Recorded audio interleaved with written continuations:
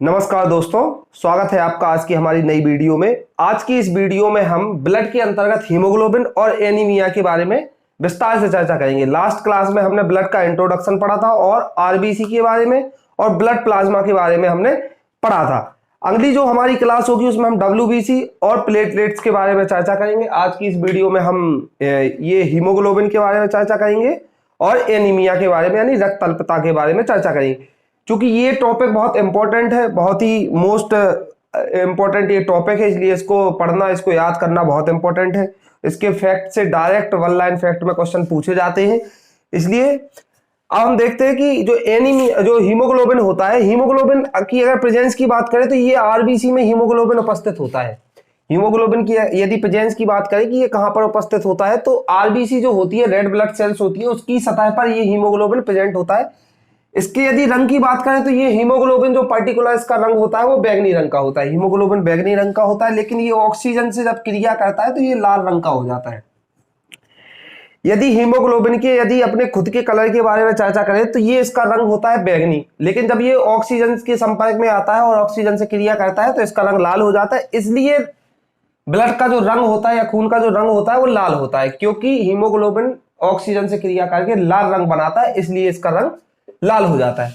Haemoglobin की यदि बात करें तो हीमोग्लोबिन में 4% पाया जाता है हीमो और 96% पाया जाता है ग्लोबिन। 4% हीमो पाया जाता है और 96% ग्लोबिन पाया जाता है। इसमें यदि इसमें आयरन यानी लोहे की मात्रा भी पाई जाती है, यानी जो आयरन होता है हीमोग्लोबिन में प्रेजेंट होता है। हीमोग्लोबिन जो होता है वो आयरन से क्रिया करता है। हीमोग्लोबिन आयरन से क्रिया करता है, बंधन बनाता है और बंधन से मुक्त भी हो जाता है, यानी आयरन के साथ संबंध भी बनाता है, उससे मुक्त भी हो जाता है कभी भी। तो हीमोग्लोबिन किससे? आयरन के साथ क्रिया करता है, आयरन पाया जाता है उसमें।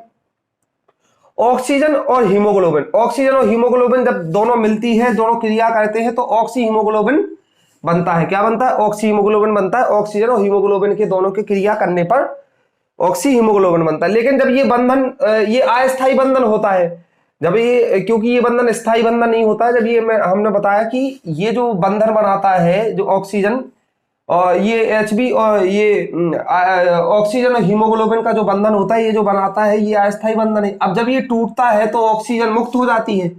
अब चूंकि हीमोग्लोबिन से जब ऑक्सीजन बंधन बना लेती है, उसके बाद जब बंधन टूटता है तो ऑक्सीजन अलग हो जाती है।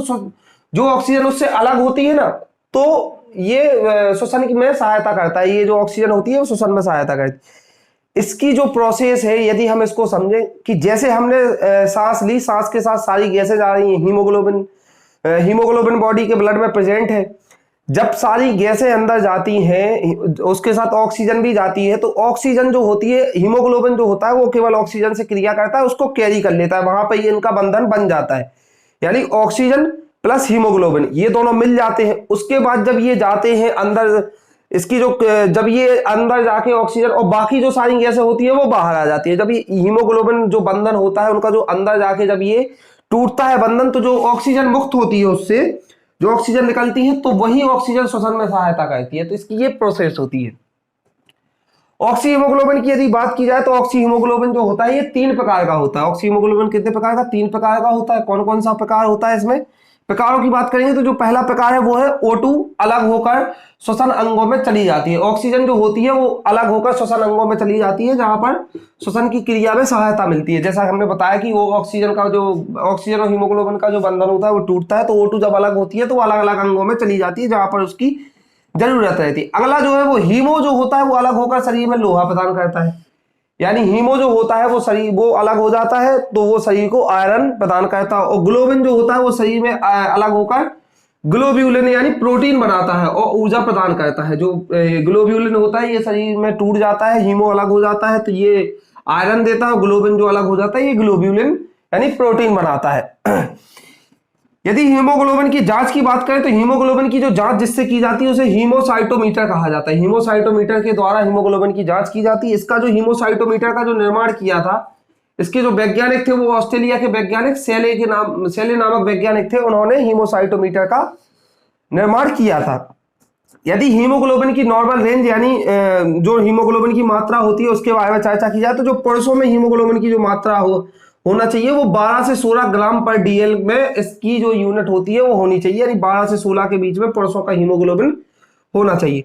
यदि महिलाओं में बात की जाए तो महिलाओं में 11 से 14 ग्राम पर डीएल के हिसाब से हीमोग्लोबिन इनका महिलाओं का होना चाहिए।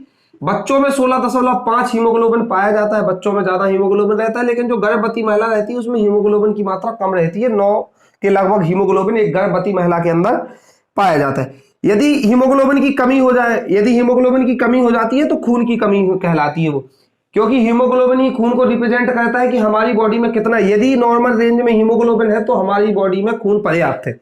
यदि हीमोग्लोबिन कम हो जाता है तो खून की कमी, इससे इंडिकेट करता है कि खून की कमी हो गई, जिसे क्या कहा जाता है, एनीमिया। एनीमिया या रक्त अल्पता, रक्त अल्पता कहा जाता है इसको, रक्त अल्पता या एनीमिया कहा जाता है किसको, खून की कमी या खून की जो कमी होती है, एनीमिया, एचबी की जो कमी हो जाती है। एनीमिया के यदि हम प्रकारों की बात करें तो एनीमिया जो होता है वो 5 प्रकार का होता है। 5 प्रकार कौन कौन से, एक तो पहला प्रकार है पर्नीशियस एनीमिया। पर्नीशियस एनीमिया के बाद है sickle cell anaemia, sickle cell के बाद है थैलेसीमिया, उसके बाद है सेप्टिसीमिया और यूरेसीमिया। ये जो होते हैं 5 प्रकार एनीमिया के होते हैं। 5 प्रकार एनीमिया के द्वारा हम इन 5 प्रकारों के बारे में भी हम विस्तार से चर्चा करते हैं कि ये 5 प्रकार होते हैं, इनके अंतर्गत क्या होता है। तो ये एनीमिया के हमने 5 प्रकार पढ़े हैं, तो किस प्रकार की रक्त अल्पता होती है, कितने प्रकार की रक्त अल्पता होती है, आगे हम इन प्रकारों के बारे में देखते हैं। तो दोस्तों एनीमिया के प्रकारों के अंतर्गत हम उनके विस्तार की जो बात होती है, एनीमिया के जो प्रकार होते हैं उनके बारे में हम विस्तार से बात करते हैं। तो जो पहला प्रकार होता है वो होता है पर्नीशियस एनीमिया। तो यह जो प्रकार होता है, यह जो होता है विटामिन B12 की कमी होती है। इस एनीमिया के अंतर्गत क्या होता है, विटामिन B12 की कमी होती है। विटामिन B12 में ही कोबाल्ट पाया जाता है, कोबाल्ट की मात्रा इसमें उपस्थित होती है विटामिन B12 में। ये विटामिन B12 की इसमें कमी हो जाती है। किस एनीमिया में, पर्नीशियस एनीमिया में विटामिन B12 की कमी हो जाती है, और ये जेनेटिक नहीं होता, यानी आनुवांशिक नहीं होता है। कौन सा, पर्नीशियस एनीमिया जो होता है ये जेनेटिक नहीं होता है। इसके बाद जो अगला एनीमिया है वो है sickle cell anaemia. Sickle cell जो एनीमिया है इसमें आरबीसी का जो होता है आकार इसमें सिकल नुमा हो जाता है। सिकल नुमा से मतलब है हसिया नुमा हो जाता है, हसिया नुमा, ऐसा आकार, आरबीसी का ऐसा आकार हो जाता है। आरबीसी का जो आकार है ये हसिया नुमा हो जाता है। तो ये सिकल सेल नुमा इसमें आकार हो जाता है सिकल सेल में। ये आनुवांशिक होता है, यानी ये जेनेटिक होता है। यदि पेरेंट्स में ये इस प्रकार के एनीमिया की शिकायत होगी तो उनसे उनके जो बच्चे होंगे उनमें भी ये आनुवांशिकता के शिकार होंगे, सिकल सेल एनीमिया के जो शिकार हो जाएंगे। अगला जो एनीमिया है वो है थैलेसीमिया। थैलेसीमिया जो है इसमें रक्त में एचबी जो होता है, उसमें जो ब्लड में जो हीमोग्लोबिन प्रेजेंट होता है वो समाप्त हो जाता है। किस एनीमिया के अंतर्गत, थैलेसीमिया एनीमिया के अंतर्गत ये रक्त में एचबी समाप्त हो जाता है और ये जेनेटिक नहीं होता है। तो थैलेसीमिया एनीमिया के अंतर्गत रक्त के अंदर जो हीमोग्लोबिन पाया जाता है वो समाप्त हो जाता है और ये आनुवांशिक नहीं होता है। इसके बाद है सेप्टिसीमिया। सेप्टिसीमिया जो है ये रक्त में इसमें खराबी आ जाती है, ब्लड में कुछ नेगेटिव टाइप, ये अराजकता टाइप कुछ हो जाता है, ब्लड में खराबी आ जाती है, ब्लड खराब होने लगता है। तो ये इस एनीमिया के अंतर्गत होता है, सेप्टिसीमिया एनीमिया के अंतर्गत। ये आनुवांशिक नहीं होता, ये भी आनुवांशिक नहीं होता है। इसके बाद जो लास्ट है वो है यूरेसीमिया। यूरेसीमिया जो है इसमें आरबीसी का आकार जो है वो बहुत बढ़ जाता है। आरबीसी का आकार जो एक नॉर्मल आकार होता है आरबीसी का, उससे आरबीसी ज्यादा आकार में बड़ी हो जाती है। तो ये होता है कौन सा, यूरेसीमिया एनीमिया के अंतर्गत। ये भी आनुवांशिक नहीं होता है। आनुवांशिक केवल जो होता है वो होता है sickle cell anaemia. Sickle cell anaemia जो होता है जिसमें आरबीसी हसिया नुमा यानी सिकल नुमा हो जाती है, तो ये आनुवांशिक होता है। बाकी कोई भी एनीमिया आनुवांशिक नहीं होता है। तो दोस्तों इस तरीके से हमने आज हीमोग्लोबिन और एनीमिया के बारे में चर्चा की है। अगली जो हमारी क्लास होगी उसमें हम WBC और प्लेटलेट्स के बारे में चर्चा करेंगे। उसके बाद आगे की क्लास कंटिन्यू करेंगे। चलिए मिलते हैं अगली वीडियो में। Thank you.